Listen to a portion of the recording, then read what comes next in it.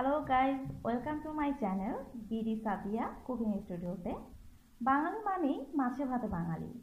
আমরা অবশ্যই মাছ খেতে পছন্দ করি। বিভিন্ন রকমের মাছ খেয়ে থাকি আমরা, বিভিন্ন আইটেম করে খাই মাছের। পাঙ্গাস মাছ তেমনই একটি মাছ, খেতে খুবই মজা, কিন্তু আমরা অনেকেই পাঙ্গাস মাছ থেকে যে গন্ধটা আসে সেটা সহ্য করতে পারি না। চলুন আজকে তাহলে আপনি গন্ধ ছাড়া গন্ধবিহীন পাঙ্গাস মাছের ভুনা কিভাবে খাবো আমি সেটাই দেখাবো। পাঙ্গাস মাছটাকে আমি ভালো করে সিরকা দিয়ে ভিজিয়ে নেব, যেন এটাতে কোনো গন্ধ না আসে। একদমই কোনো গন্ধ আসবে না। তাহলে চলুন আমরা দেখে নিই কীভাবে পাঙ্গাস মাছের ভুনা করব আমরা সম্পূর্ণ গন্ধবিহীন। পাঙ্গাস মাছ নিয়েছি 300 গ্রাম, টমেটো নিয়েছি বড় সাইজের 3টে, পেঁয়াজ নিয়েছি 1টি, পেঁয়াজ কলি নিয়েছি 1 কাপ, কাঁচামরিচ বড় সাইজের 3টে মাঝখান দিয়ে কেটে নিয়েছি, আর জিরার গুঁড়া আমি দেব 1 চা চামচের মতো, আর লবণ স্বাদ অনুসারে, আর হলুদ গুঁড়া 1.5 চা চামচ, ধনে গুঁড়া 1.5 চা চামচ, মরিচের গুঁড়া 1.5 চা চামচ, আর কালো গোলমরিচ গুঁড়া 1/2 চামচের কম।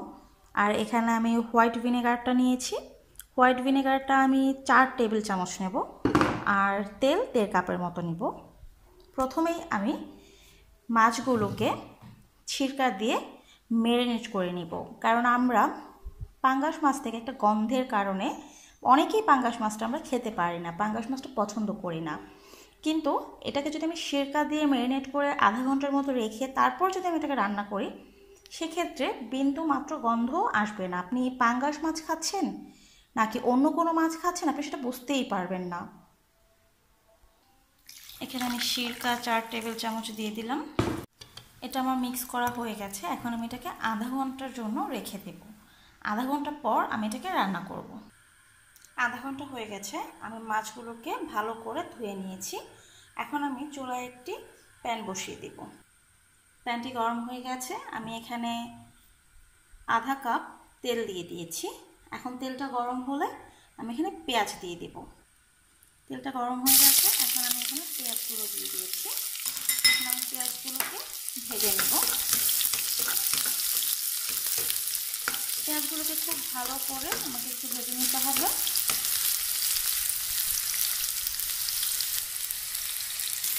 আমার পেঁয়াজগুলো ভাজা হয়ে গেছে, এখন আমার চুলাটা মিডিয়াম।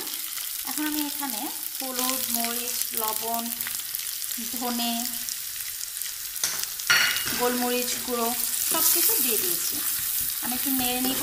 যেহেতু এগুলো গুঁড়ো মরিচ মশলা, সেক্ষেত্রে পুড়ে যেতে পারে, আর পুড়ে না যাওয়ার জন্য এখানে আমি পানি দিয়ে দিচ্ছি 1/2 কাপ।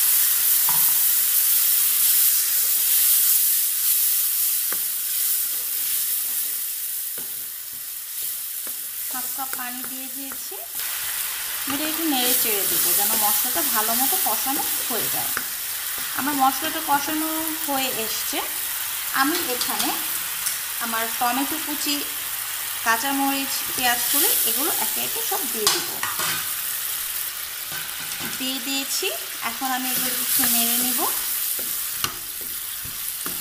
একটু নেড়ে আমি এটাকে 5 মিনিটের জন্য ঢেকে দিব। 5 মিনিটের জন্য ঢেকে দেবো এই জন্য যেন ভালো মতো এগুলোর সাথে মশলাটা মিক্স হয়। তাহলে আমি এটাকে ঢেকে দিচ্ছি। 5 মিনিট হয়ে গেছে।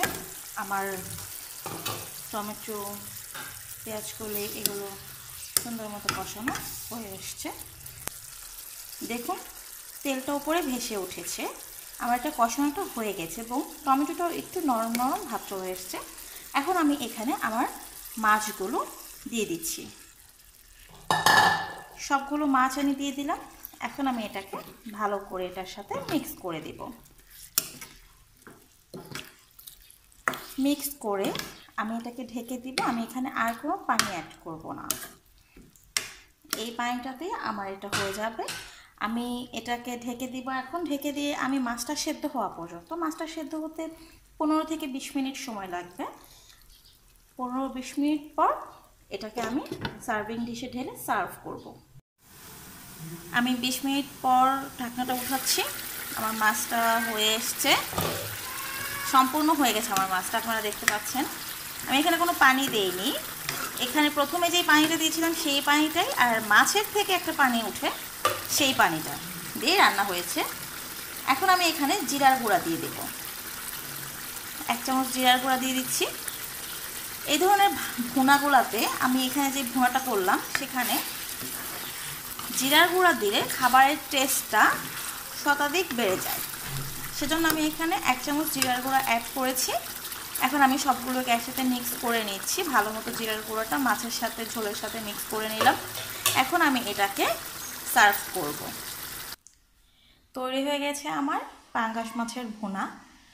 আপনারা অবশ্যই এটি বাসায় বানিয়ে খাবেন এবং খাওয়ার পরে আপনাদের যদি ভালো লাগে তাহলে অবশ্যই আপনারা আমাকে কমেন্ট করে জানাবেন এবং লাইক দিবেন এবং শেয়ার করবেন। আর নিশ্চয়ই আমার চ্যানেলটি সাবস্ক্রাইব করবেন যেন আমার নেক্সট ভিডিওগুলো আপনারা খুব দ্রুত পেয়ে যান।